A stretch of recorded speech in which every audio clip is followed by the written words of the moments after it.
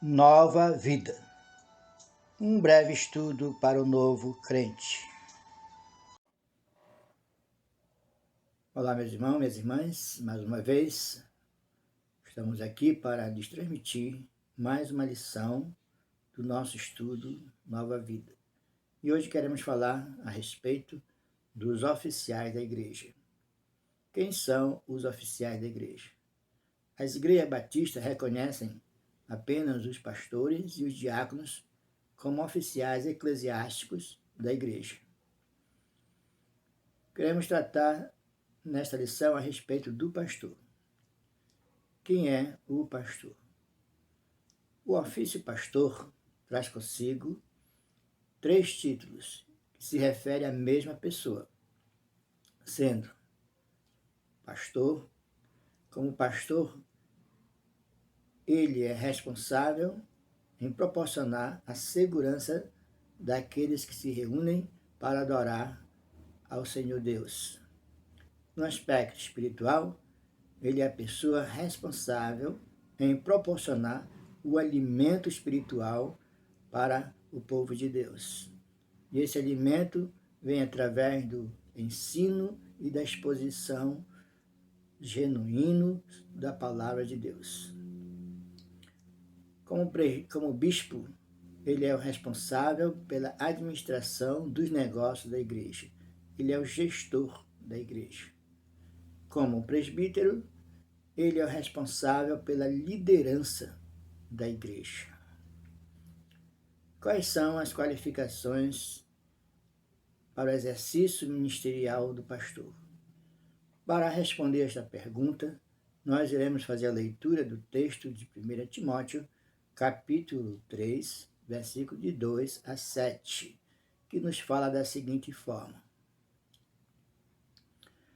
É necessário, portanto, que o bispo seja irrepreensível, esposo de uma só mulher, temperante, sóbrio, modesto, hospitaleiro, apto para ensinar, não dado ao vinho, não violento, porém cordato, inimigo de contendas, não avarento, e que governe bem a própria casa, criando os filhos sob disciplina, com todo respeito.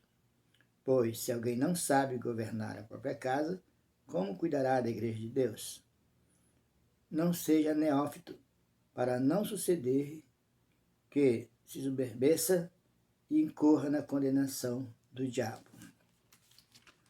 Pelo contrário, é necessário que ele tenha bom testemunho do de fora, a fim de não cair no opróbrio e no laço do diabo. Esse texto é bastante claro a respeito das qualificações para o exercício do ministério pastoral. Mas quero destacar aqui 2 coisas. Primeiro, ele não deve ser neófito.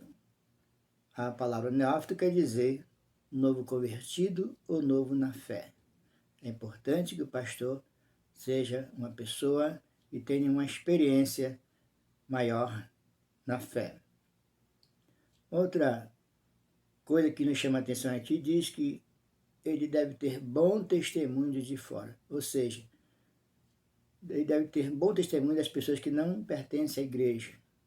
Ele deve ser uma pessoa bem vista na sociedade, uma pessoa de bom caráter, para que possa conduzir o povo de Deus. Como o pastor deve desenvolver o seu ministério? Para esta pergunta, nós iremos observar o texto de 1 Pedro, capítulo 5, versículo 2 e 3, que nos fala da seguinte forma: Pastoreai o rebanho de Deus que é entre vós, não por constrangimento, mas espontaneamente, como Deus quer, nem por sorte da ganância, mas de boa vontade, nem como dominadores dos que vos foram confiados, antes tornando-vos modelo do rebanho. Neste texto da Palavra de Deus, nós observamos algumas orientações para o pastor, como ele deve conduzir o povo de Deus, como ele deve conduzir o rebanho de Deus. Vou observar aqui algumas dessas informações. Primeiro, diz aqui, não por constrangimento. O pastor não deve pastorear se sentindo obrigado, por imposição, de uma forma que ele seja constrangido a fazer esse trabalho. Ele deve ser espontâneo para isso. Ele deve amar o trabalho do Senhor, deve amar o rebanho do Senhor, deve ter prazer em pastorear, mesmo que não seja tão fácil, mas ele precisa estar bem à vontade para fazer o trabalho do Senhor. E outra informação aqui que diz, não por sorte da ganância. Não pode o pastor ter aquela ganância exagerada pelo ganho.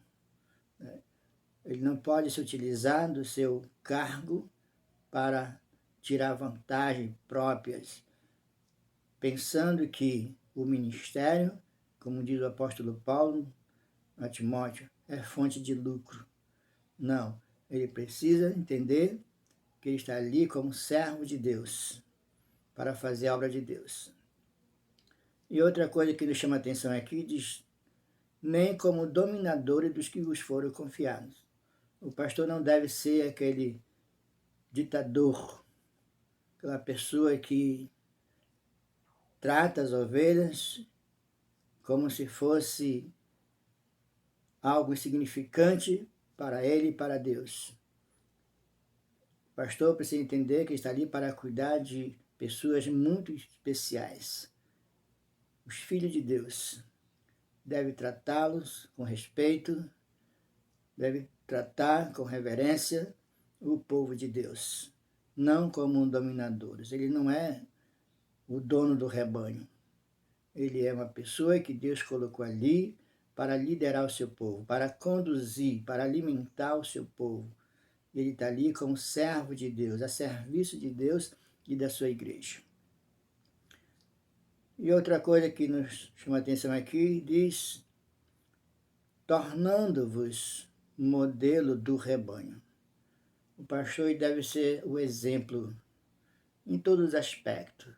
Exemplo de confiança, exemplo de fé, exemplo de honestidade, exemplo de fidelidade, exemplo de dedicação, exemplo de tudo para o povo de Deus. Deve ser um bom exemplo para as ovelhas do Senhor. Qual a recompensa do pastor? O ministério pastoral, e eu falo aqui de um ministério genuíno, de um ministério realmente autêntico, verdadeiro, de pessoas que estão à frente do trabalho de Deus de forma compromissadas. Não há preço. Por melhor que seja a prebenda do pastor, o reconhecimento dos irmãos, não há preço que pague o trabalho do pastor. Porque ele está ali cuidando de almas, de vidas preciosas. Está cuidando do povo de Deus. Pessoas pelas quais Cristo morreu na cruz para comprar suas vidas para Deus. Muitas igrejas tratam bem seus pastores.